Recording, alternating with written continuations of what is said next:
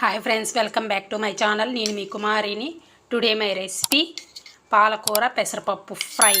చూడండి, ఎంతో టేస్టీగా ఉండే పాలకూర పెసరపప్పు ఫ్రై రెడీ అయిపోయింది. ఇప్పుడు దీని తయారీ విధానం చూసేద్దామా?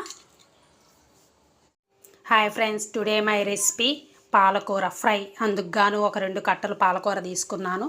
పెసరపప్పు నానబెట్టుకున్నాను ఒక 3 స్పూన్స్.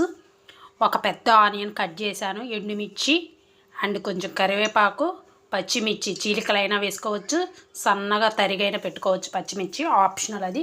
ఇప్పుడు నేను స్టవ్ ఆన్ చేసి దానిపైన బాండీ పెట్టుకున్నాను. కొద్దిగా ఆయిల్ వేసుకున్నాను, వేడైపోయింది. ఇందులో కొంచెం ఆవాలు, మినప్పప్పు అండ్ పచ్చిశనగపప్పు వేసుకుందాం. కొంచెం జీలకర్ర, ఇవి కొంచెం ఫ్రై అవ్వాలి.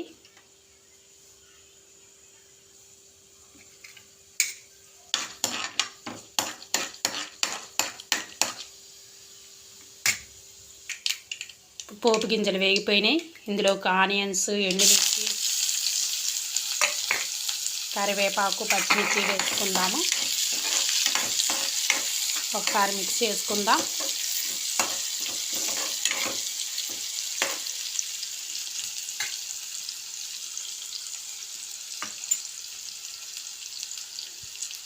ఇప్పుడు ఇందులోకి నానబెట్టుకున్న పెసరపప్పు వేసుకుందాము. చాయ్ పప్పు అంటారు కదా, అది వేసుకుందాము.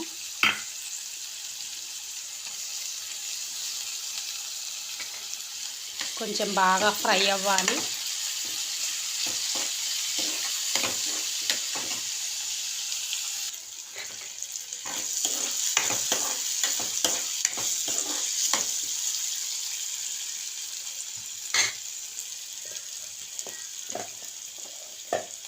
ఇప్పుడు ఇందులో కొంచెం జీలకర్ర పౌడర్ వేసుకుందాము. కొంచెం అల్లం వెల్లుల్లి పేస్ట్ వేసుకుందాం. ఒకసారి మిక్స్ చేసుకుందాము. బాగా ఫ్రై అవ్వాలి, మంచి స్మెల్ రావాలి.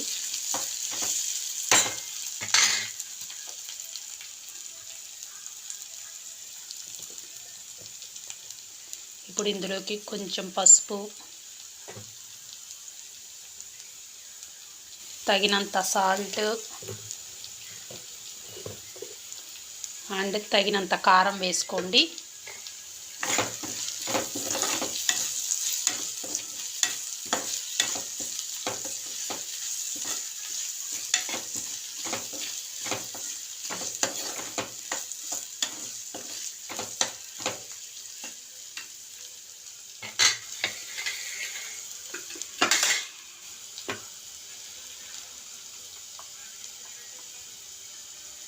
ఇప్పుడు ఇందులోకి పాలకూర వేసుకుందాము.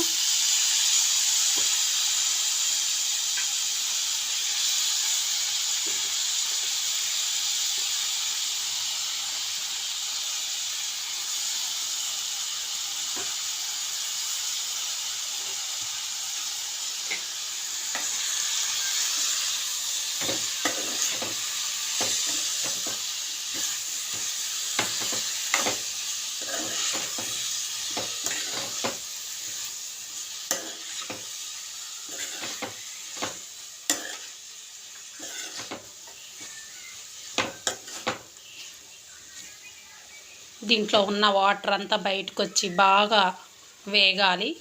ఆకుకూర మెత్తబడాలి. ఒకసారి మూత తీసి చూసుకుందాము. ఇంకొక 5 మినిట్స్ బాగా వేగాలి. మెత్తబడింది ఆకుకూర కూడా. ఇలా తడి లేకుండా ఉండాలి.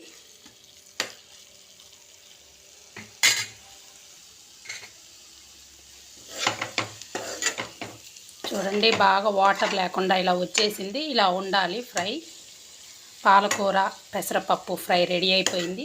చపాతీలోకి చాలా బాగుంటుంది ఇది. నా వీడియో కానీ మీకు నచ్చినట్లయితే like, share, subscribe. Okay, thank you. Bye friends, bye bye.